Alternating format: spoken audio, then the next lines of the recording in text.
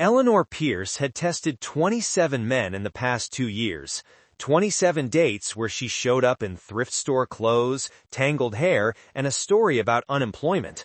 27 times she watched their eyes change the moment they realized she couldn't offer them anything. Tonight, sitting in a vinyl booth at a diner outside Boston, she expected number 28 to be no different. But when Noah Turner slid into the seat across from her, still wearing grease stains from his shift at the garage, something in the air shifted. When she admitted she couldn't afford to pay for her meal, he didn't flinch. He simply smiled and said, "Don't worry about it. I just picked up an extra shift. Dinner's on me." For the first time in 27 tests, Eleanor Pierce had no idea what to say next. She had introduced herself as Ellie, just Ellie. A woman between jobs, renting a room month to month, getting by on whatever temp work she could find. The lies came easily now, worn smooth from repetition. She watched Noah's face for the familiar signs of retreat, the subtle calculations men made when they realized a woman had nothing to offer them. But Noah simply nodded, as if financial struggle was the most ordinary thing in the world, because for him, it was. He told her about his work at the garage, the way he could diagnose an engine problem just by listening. 12 years of grease under his fingernails and transmissions that refused to cooperate. He spoke about it without shame, without the defensive pride she'd seen in other men who felt the need to justify their blue-collar existence. Noah Turner simply was who he was, and he seemed entirely comfortable with that fact. Eleanor found herself asking questions she hadn't planned, about his favorite repair jobs, about the satisfaction of fixing something broken. He laughed at that, a warm sound that seemed to come from somewhere deep in his chest. "There's something honest about mechanical work," he said. "The problem is either fixed or it isn't. No pretending." She felt the irony of that statement settle into her bones. The diner was half empty, the kind of place that served breakfast all day and didn't judge you for ordering coffee at 9 in the evening. A television mounted in the corner played a muted basketball game. The waitress knew Noah by name, asked about his daughter. Eleanor filed that information away, another piece of the puzzle she was assembling. Halfway through their meal, Noah's phone buzzed. He glanced at the screen, and his entire demeanor changed. The casual ease softened into something tender, something almost fragile. "I'm sorry," he said to Eleanor. "I need to take this." She nodded, pretending to focus on her plate while listening to his end of the conversation. "Hey, sweetheart. I know. Daddy misses you too." His voice dropped to something just above a whisper. "Did you brush your teeth? Good girl. I'll be home soon, okay? I promise." When he hung up, there was a moment of vulnerability in his eyes that he quickly tried to hide. "My daughter," he explained, "Lily, she's 7, has trouble falling asleep if I don't call to say goodnight." You don't have to apologize for that. Most people don't want to hear about someone else's kid on a first date. Eleanor thought about the 27 men who had come before. The ones who bragged about their cars, their investments, their plans for early retirement.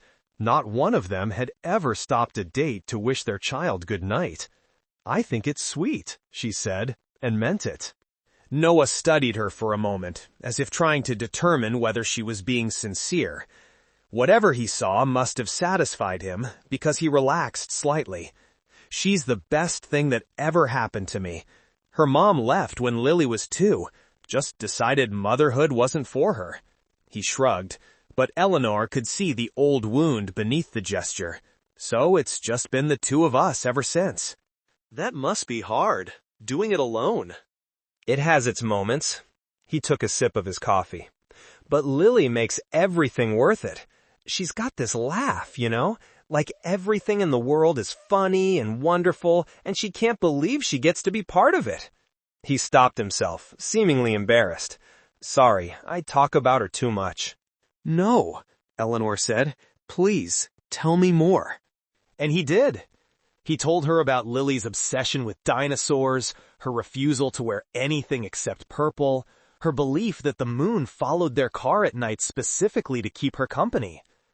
He spoke about his daughter the way some men spoke about their accomplishments, their portfolios, their corner offices. With pride, yes, but also with a kind of wonder that suggested he still couldn't believe his luck. Eleanor had conducted 27 tests. She had watched men reveal themselves through their reactions to her fictional poverty. But sitting across from Noah Turner, listening to him describe his daughter's gap-toothed smile, she realized she had never actually learned anything about love, only about its absence. The check came, and Eleanor watched Noah reach for it without hesitation. She knew his bank account was probably as thin as the story she'd invented for herself. She knew an extra shift at the garage meant exhaustion, sore muscles, another night of falling asleep in front of the television. And still, he reached for the check, because that was who he was. Something cracked inside her, some wall she had built over years of disappointment and betrayal. She excused herself to use the restroom, then quietly approached the counter and paid for both their meals with cash she had hidden in her sock, a small deception within a larger one. When she returned to the table, Noah was putting on his jacket. Ready to go? They walked outside together, the October air carrying the first real bite of autumn. Eleanor pulled her cheap hoodie tighter and prepared to say goodnight, to disappear back into a real life where none of this would matter. But before she could speak, Noah touched her arm. Hey, the waitress told me you paid. Eleanor's heart stuttered. I wanted to. Ellie. His voice was gentle but firm. You told me you're struggling. You didn't have to do that. It's fine. I had a little extra this week. That's not the point. He was looking at her with an expression she couldn't quite read. Concern, maybe, or something deeper. You shouldn't be spending money on me when you need it for yourself. 27 men. Not one of them had ever chased her into a parking lot to return the kindness she had shown them. Not one had ever looked at her with genuine worry about her well-being. Eleanor felt tears threatening and forced them back. Let me pay you back, Noah said. Please. No, I wanted to do something nice for you. For once. For once? He tilted his head. Ellie, this was our first date. She had slipped. The words had escaped before she could catch them, revealing more than she intended. For once. As if she had been waiting her whole life to meet someone worth being generous toward. As if all those other dates had been merely practice for this moment. I just meant... She struggled to recover. You were kind to me. I wanted to be kind back. Noah was quiet for a long moment. Then he smiled, and something in Eleanor's chest unlocked. Okay, he said, but next time, I'm paying. Deal?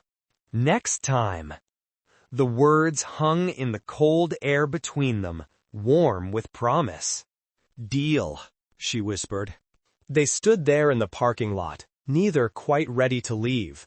Above them, the moon was nearly full, casting silver light across the cracked asphalt. Eleanor thought about Lily, believing the moon followed her car just to keep her company. Maybe the little girl was right. Maybe some things did follow us through the darkness, not because we deserved them, but simply because they wanted to. Can I ask you something? Noah said suddenly. Eleanor tensed. Sure. Why did you agree to this date? I mean, we matched on that app, but... He gestured at himself, at the grease stains, the worn jacket, the general appearance of a man who worked with his hands and had little to show for it. I'm not exactly what most women are looking for. The question caught her off guard. In all her tests, she had never considered that the men might be testing her too.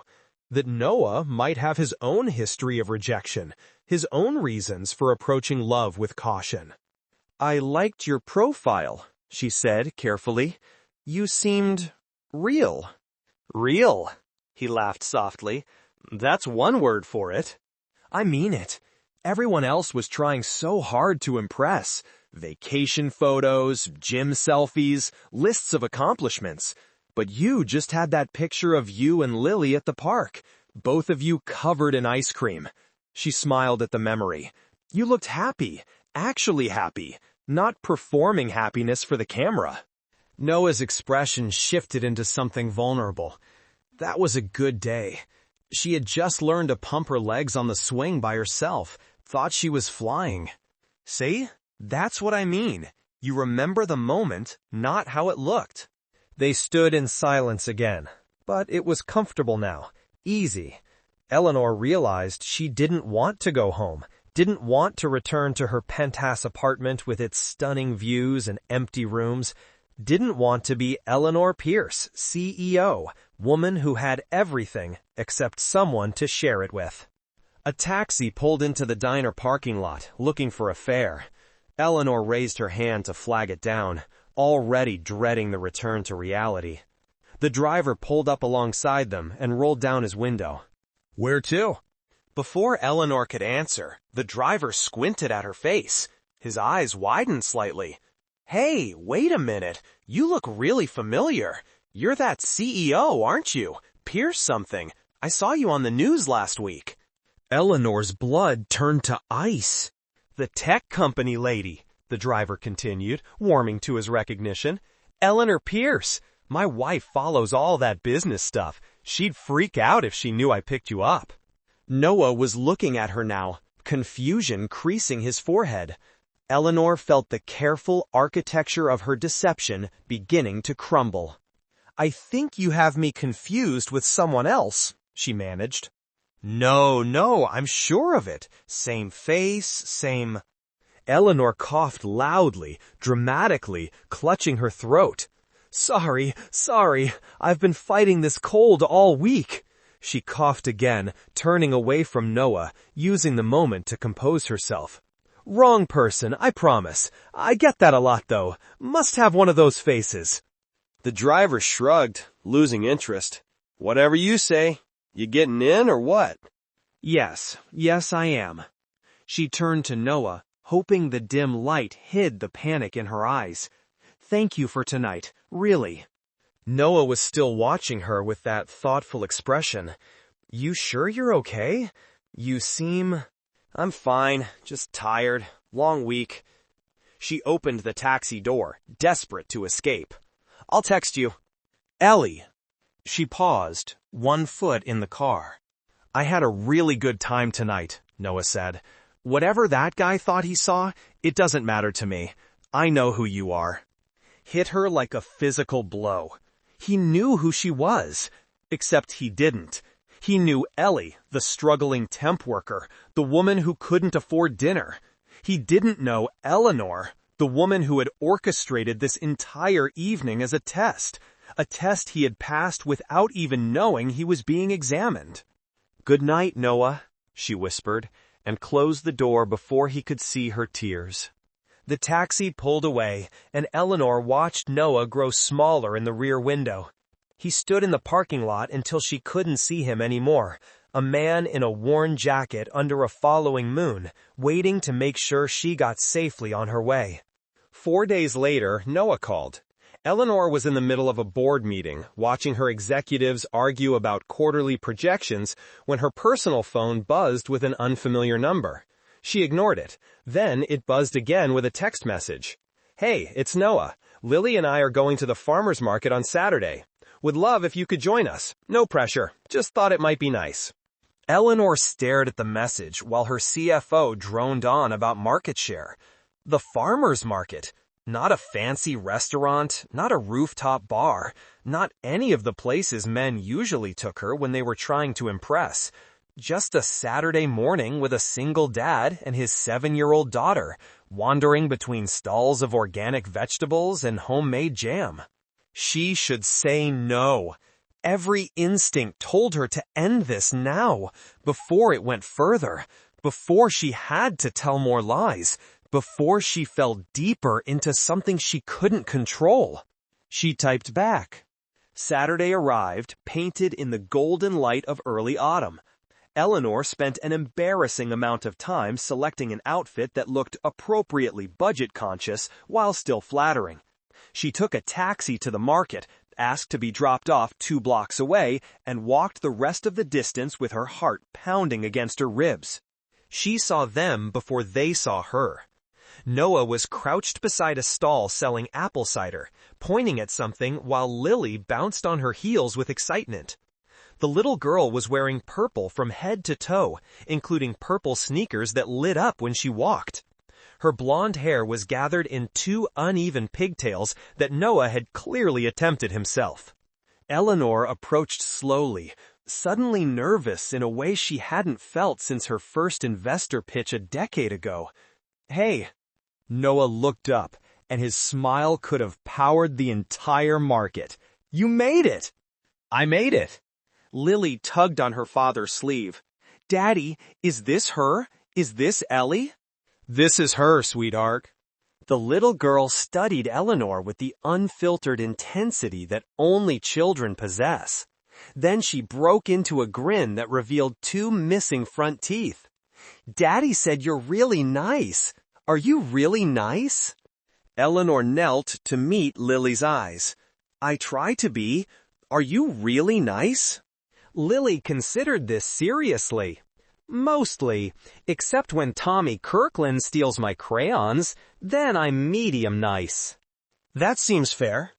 Lily reached out and took Eleanor's hand as if they had known each other for years. "Come on, Daddy said I could pick out a pumpkin. You can help me find the best one."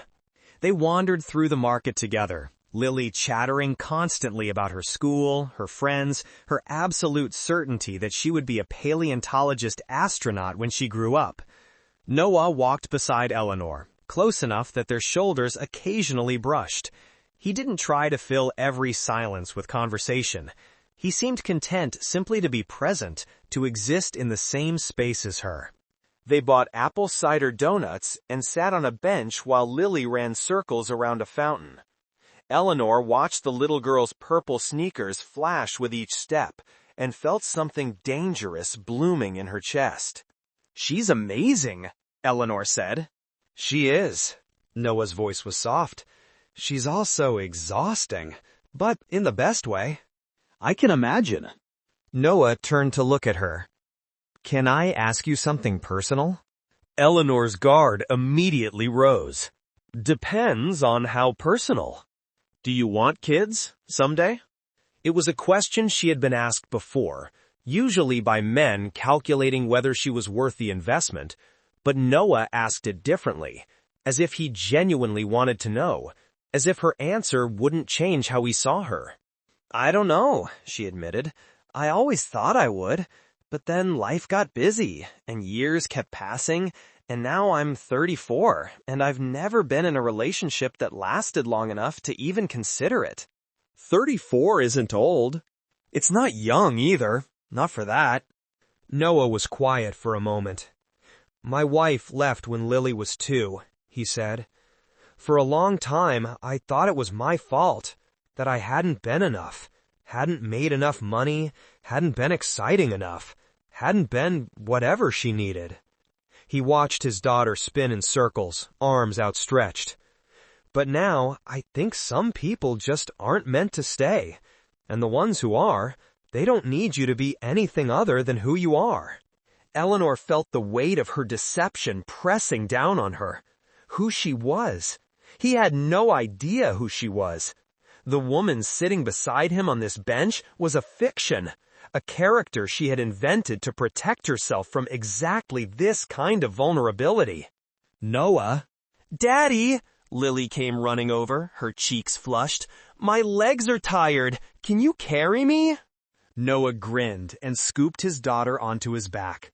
Lily wrapped her arms around his neck and rested her chin on his shoulder, immediately content.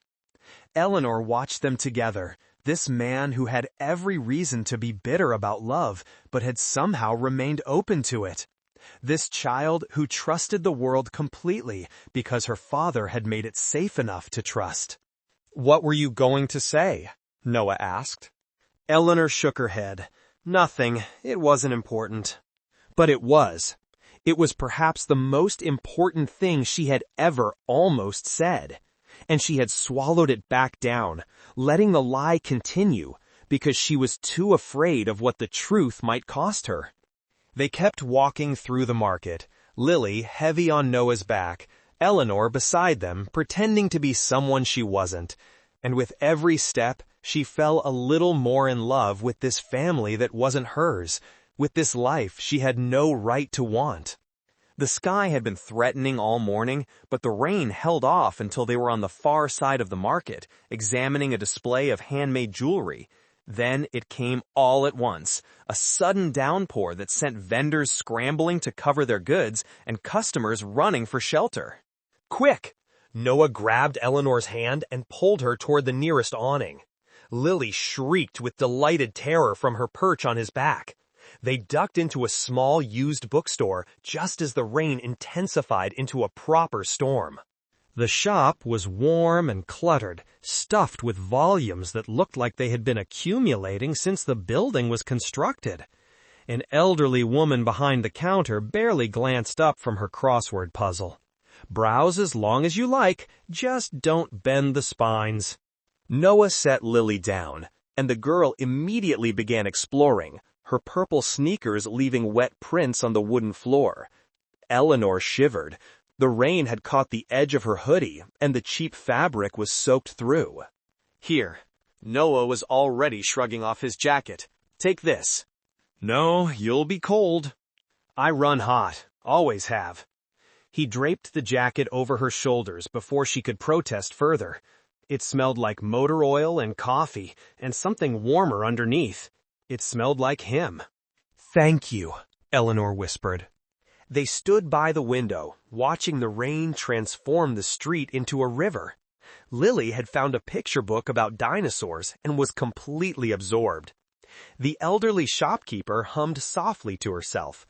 And Eleanor Pierce, CEO of a billion-dollar company, felt more at peace than she had in years. "Ellie," Noah's voice was soft, "I keep feeling like there's something you want to tell me." Her heart seized. "What do you mean?" "I don't know, just a feeling." He turned to face her. "Whatever it is, you can tell me. I'm not going to judge you." This was her moment. Right here in this dusty bookshop, while the rain came down and his daughter read about velociraptors, she could tell him everything. About the company, the tests, the lies. About why she had been so desperate to find someone real that she had resorted to deception. About how terrified she was that once he knew the truth, he would look at her differently. She faltered. "There are things about me that might surprise you." "Everyone has things like that." "Not like this." She looked at him, at his kind eyes and patient expression, and felt her courage crumble. "I want to tell you. I do. I need more time." Noah nodded slowly. "Okay. Take whatever time you need." "You're not going to push?" "Would pushing help?" "No." "Then no, I'm not going to push." He smiled, but there was something sad in it. "I learned a long time ago that people tell you things when they're ready, not when you demand it." Lily ran over, clutching the dinosaur book. "Daddy, can we get this? Please, please, please!" Noah checked the price tag and winced almost imperceptibly. "Maybe for your birthday, sweetheart." "But my birthday is forever away!" Eleanor saw the struggle in his face, the desire to give his daughter everything warring with the reality of his bank account. Before she could think, she plucked the book from Lily's hands. "I'll get it. Consider it a thank you for letting me crash your Saturday." "Ellie, you don't have to." "I want to." She walked to the counter before Noah could stop her, paid the $8.50, and handed the book back to a beaming Lily. "There you go." "Thank you, thank you, thank you." Lily hugged the book to her chest like a treasure. Then she hugged Eleanor's legs with equal fervor. "You're the nicest person ever, except for Daddy, and maybe Grandma. You're top 3. Eleanor laughed, and the sound surprised her. It was unguarded, genuine, free of the careful control she usually maintained. When she looked up, Noah was watching her with an expression that made her breath catch.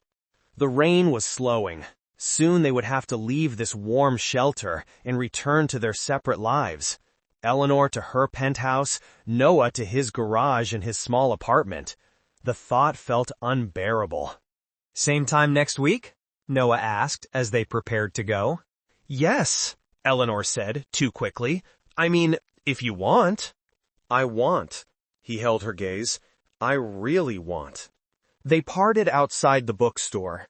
Lily waved until Eleanor turned the corner, and Eleanor walked away wearing Noah's jacket, unable to bring herself to give it back. A week passed, then another. Eleanor invented excuses to see Noah and Lily, small outings that felt like borrowed happiness. A trip to the zoo, where Lily insisted on seeing the dinosaur exhibit 3 times. An afternoon at the park, where Noah taught Eleanor to throw a football. A rainy evening playing board games in Noah's small apartment while Lily laughed at Eleanor's competitive streak. With each meeting, Eleanor fell deeper, and with each meeting, her deception grew heavier. It happened on their 5th outing. They had taken Lily to an ice cream shop, and the little girl had managed to get chocolate sauce in her hair. Eleanor was helping clean up the mess when her sleeve rode up, revealing the watch on her wrist, a Patek Philippe, vintage, worth more than Noah's annual salary. She always wore it under her sleeve, a small piece of her real life that she couldn't quite leave behind. Noah's hand froze on the napkin he was holding. Eleanor followed his gaze and felt the blood drain from her face. "That's a nice watch," Noah said quietly. It was my grandmother's." Another lie, quick and desperate. "Your grandmother had a $40,000 watch?" The number hung in the air between them. Of course he would know. He was a mechanic, a man who understood the value of finely crafted machinery. Of course he would recognize what she was wearing. "Ellie," his voice had changed, "is there something you want to tell me?" It's complicated." "Then uncomplicated." Lily had wandered off to look at the ice cream flavors, oblivious to the tension between the adults. Eleanor felt trapped, cornered by her own carelessness. "I'm not who you think I am," she whispered. "I'm starting to figure that out." Noah wasn't angry. That was the worst part. He sounded hurt, resigned, like he had been waiting for this moment, expecting it, dreading it. "Why don't you tell me who you actually are?" "I can't. Not yet. Please." "You're hiding something big." "Yes." "Something that's going to change how I see you?" "I don't know. Maybe." Noah looked at his daughter, then back at Eleanor. "I have to protect her. You understand that, right? I can't let someone into her life who's going to disappear." "I'm not going to disappear." "You say that, but you're also lying to me about something important." He shook his head slowly. "I want to trust you, Ellie, but trust has to be earned." "Then let me earn it. Give me a little more time." "I've been giving you time, and you keep finding reasons to wait." He stood up, gathering Lily's jacket. "I like you, I really do, but I've been hurt before by people who weren't honest with me, and I can't go through that again, not with Lily watching." Eleanor felt tears burning behind her eyes. "Noah, please." "I need to think." He lifted Lily into his arms. "Come on, sweetheart, time to go home." "But Ellie's coming too, right?" Noah glanced at Eleanor, and she saw the conflict in his eyes. "Not tonight, baby. Ellie has some things she needs to figure out." They left the ice cream shop, and Eleanor sat alone at the sticky table, watching through the window as they walked away. Lily kept turning around to wave, and each wave felt like a small blade sliding between her ribs. She had been so careful. 27 tests, designed to reveal the truth about men's intentions. And now she was the one being tested, found wanting, exposed as the liar she had become. Her phone buzzed. Her assistant, reminding her about tomorrow's shareholder meeting. Eleanor stared at the screen, at the life she had built that now felt like a prison. Then she put on her cheap hoodie and walked home alone. 3 days of silence. Eleanor checked her phone compulsively, wrote and deleted a dozen messages, threw herself into work to avoid thinking about what she had lost. On the 3rd night, she was leaving her office building when a man shoved a phone in her face. "Eleanor Pierce, can you comment on the rumors about the European expansion?" Paparazzi. She had been photographed hundreds of times, had learned to smile and offer nothing. But tonight, she was tired, off guard. Tonight, she stumbled backward and directly into another photographer who had circled behind her. The flash went off inches from her face. She saw spots, heard shouting, felt hands grabbing her arms. Her security team materialized and pushed through the crowd, but not before a dozen more photos were taken. By morning, her face was everywhere. Eleanor Pierce, tech mogul, billionaire, one of the most powerful women in America. The photos showed her looking startled, vulnerable, nothing like the polished image she usually presented. The headlines speculated about everything from corporate scandals to secret pregnancies. She thought about Noah, about whether he would see, about what he would think. At 2 in the afternoon, her personal phone rang with his number. "I saw the news," he said. No preamble, no greeting. Eleanor closed her eyes. "Noah." "You're Eleanor Pierce, the CEO." Yes. A long silence. She could hear him breathing, could almost see him running his hand through his hair the way he did when he was processing something difficult. "You lied to me." "I know. About everything." "Not everything. Not the things that mattered." "How am I supposed to know what mattered when I don't even know what was true?" His voice cracked slightly. "I told you things, Ellie. Eleanor, whatever your name is. I told you about Sarah leaving, about how hard it's been, about my fears for Lily. I trusted you." "I know, and I'm sorry. I'm so sorry." "Why?" The question came out raw. "Why would you do this? What possible reason could you have for pretending to be someone else?" Eleanor pressed the phone against her ear, wishing she could reach through it and touch him. "Because I've been hurt too. Because men have used me for my money, my connections, my power. Because I needed to know if someone could want me without any of that." "So you tested me?" "Yes." "Like I was some kind of experiment?" "No, not like that. It wasn't about judging you. It was about protecting myself." "And lying to me was protection?" "I thought it was." Another silence. Longer this time. When Noah spoke again, his voice was tired, defeated. "I was starting to fall for you. Do you understand that? Not for Eleanor Pierce, the CEO. For Ellie, the woman who ate ice cream with my daughter and laughed at my bad jokes and made me believe that maybe I could have something good again." Tears were streaming down Eleanor's face now. "I was starting to fall for you too. That's why I couldn't tell you. That's why I kept waiting. I was so afraid." "Afraid of what?" "That once you knew who I really was, you'd see me differently. That you'd only see the money, the company, the power. That I'd become a CEO to you instead of just Ellie."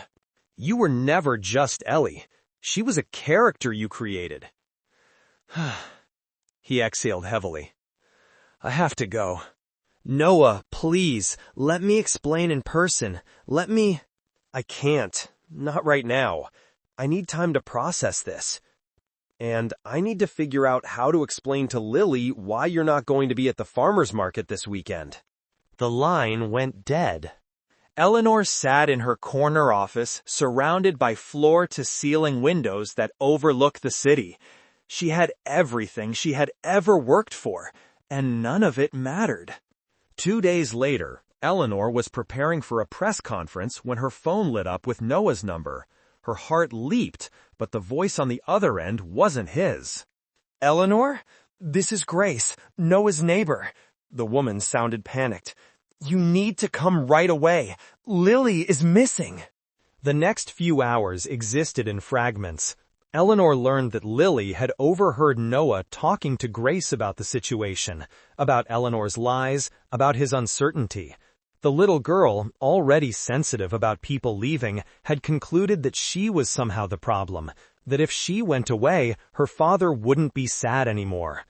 She had slipped out during her bath time, wandered into the park behind their apartment building. By the time anyone noticed, night had fallen, and so had the temperature. Eleanor arrived at the park to find Noah at the center of a growing search party, his face gray with terror. He looked at her, and for a moment she thought he might send her away. Then his expression crumpled. "I can't find her," he said. "I can't find my little girl." She didn't hesitate. She pulled off her heels, ignored the cold, and ran into the darkness. The park was sprawling, full of trees and hidden corners where a small child could disappear. Eleanor called Lily's name until her voice went hoarse. She found her behind the old maintenance shed, huddled in a ball, shivering violently. The purple sneakers had stopped lighting up, their batteries drained from hours of walking. "Lily!" Eleanor dropped to her knees in the wet leaves. "Lily, sweetheart, it's me. It's Ellie." The little girl looked up. Her face was streaked with tears and dirt. "I wanted to run away so Daddy wouldn't be sad anymore." "Oh, honey." Eleanor pulled off her coat and wrapped it around the child's tiny body. "Your daddy isn't sad because of you. He's never sad because of you. You're the best thing in his whole life." "But he was crying, and you stopped coming around. And it's my fault because I asked too many questions and made you not want to be my friend." Eleanor's heart shattered into pieces. "That's not true. None of that is true. Your daddy was sad because of something I did, because I made a mistake. It had nothing to do with you." She gathered Lily into her arms and stood up. The little girl weighed almost nothing, but also weighed everything. She was warm and trembling and alive, and Eleanor held her tight and started walking toward the searchlights. Noah met them at the edge of the park. He saw his daughter in Eleanor's arms and made a sound that didn't quite form into words. He took Lily, clutching her so tightly that the child squeaked, and buried his face in her hair. "Don't you ever," he said, his voice thick with tears, "don't you ever scare me like that again." "I'm sorry, Daddy. I'm sorry." Eleanor stood apart, watching them. She didn't belong in this moment. She had caused so much pain, had set into motion the sequence of events that led to a 7-year-old running into the night. She started to back away. "Eleanor." Noah's voice stopped her. He was looking at her over Lily's shoulder. "Thank you for finding her." "You would have found her." "Maybe, but you did." He shifted Lily to his hip, freeing one arm. Will you come back to the apartment, please? I think we need to talk." They walked together through the dark park, Lily falling asleep against her father's chest. The search party dispersed around them, relieved neighbors returning to their homes, and Eleanor followed Noah up 3 flights of stairs to a small apartment filled with purple everything, with dinosaur toys and crayon drawings, and the evidence of a love she had almost destroyed. Noah put Lily to bed, pulling the covers up to her chin and kissing her forehead. Eleanor watched from the doorway, something ancient and maternal stirring in her chest. "She asked about you every day," Noah said when he emerged. "Why doesn't Ellie come over anymore? Did Ellie forget about us? Is Ellie okay?" He led Eleanor to the small kitchen, poured them both water with shaking hands. "I didn't know what to tell her." "I'm sorry. For everything." "Tell me why." He sat across from her at the tiny table. "Not the summary, not the explanation you gave before. Tell me everything." So she did. She told him about Marcus, the first one, who had proposed after 3 months and then asked for a check to cover his business venture. About David, who leaked her private emails to a competitor in exchange for a job offer. About Ryan, who had seemed perfect until she found the prenup he'd had drawn up before their second date, carefully designed to extract maximum value if she ever filed for divorce. She told him about the walls she had built and the tests she had devised, about how watching men fail over and over had confirmed her belief that she was fundamentally unlovable without her money, about how meeting him had shattered that belief and terrified her at the same time. "I didn't mean to hurt you," she finished. "I was trying so hard not to get hurt myself that I didn't see what I was doing to you, to both of you." Noah was quiet for a long time. The apartment was silent except for the hum of the refrigerator and Lily's soft breathing from the other room. "I understand why you did it," he said finally. "I don't like it, but I understand it." "Does that mean you can forgive me?" "I'm working on it." He reached across the table and took her hand. "You know what Lily said to me after you found her tonight?" Eleanor shook her head. She said, "Daddy, Ellie came back for me. That means she loves us." His thumb traced circles on her palm. 7 years old, and she understands something I've been too scared to say out loud. Eleanor's breath caught. "Noah, I'm not good at this, at opening up, at trusting, but I want to try." He met her eyes. "Can we start over? No more tests, no more lies. Just you and me, figuring out if this is something real." "My life is complicated," she warned. "The company, the media, the expectations. It won't be easy." "Neither is being a single dad." He smiled slightly. "But some things are worth the hard parts." She stood up, crossed to his side of the table, and kissed him. It was soft and tentative, a question rather than an answer. When she pulled back, his eyes were shining. "Hi," she whispered. "I'm Eleanor. I'm the CEO of Pierce Technologies. I have too much money and not enough friends. I'm terrified of getting hurt, and I think I might be falling in love with you." "Hi, Eleanor." He pulled her closer. "I'm Noah. I fix cars and raise a daughter and live in a 1-bedroom apartment. I've been hurt before, and I'm probably too cautious, and I think I might be falling in love with you too." From the bedroom, a small voice called out, "Daddy, is Ellie staying?" Noah looked at Eleanor. Eleanor looked back. "Yes, sweetheart," he called. "Ellie's staying." 3 weeks later, Eleanor walked into the Pierce Technologies headquarters with Noah on one side and Lily on the other. The security guards did a double take. Her assistant dropped a stack of files.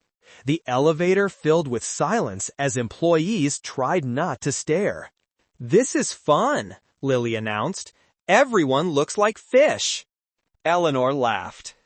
The sound echoed off the marble walls, and she realized she had never actually laughed in this building before. She gave them the full tour. The offices where she had worked 18-hour days. The boardroom where she had outmaneuvered investors and competitors. The corner where she had once cried after a hostile takeover attempt, alone and overwhelmed and certain she would never be enough. Noah looked at everything with genuine interest, asking questions about how things worked, showing none of the intimidation she had feared. Lily pronounced the executive bathroom the fanciest potty ever and asked if they could install purple lights. That evening, Eleanor drove to the garage where Noah worked. She found him under a vintage Mustang, only his legs visible. "There's something I need to say," she announced. He slid out from under the car, grease on his cheek, looking impossibly handsome. "That sounds serious." "It is." She knelt beside him on the concrete floor, ruining what was probably a very expensive dress. I've spent my whole life trying to protect myself, building walls, creating tests, keeping everyone at a distance. But you walked right through all of it. I didn't do anything special. Yes, you did. You showed me what it looks like when someone loves without agenda, when someone shows up day after day just because they want to be there. She took his hand, not caring about the grease.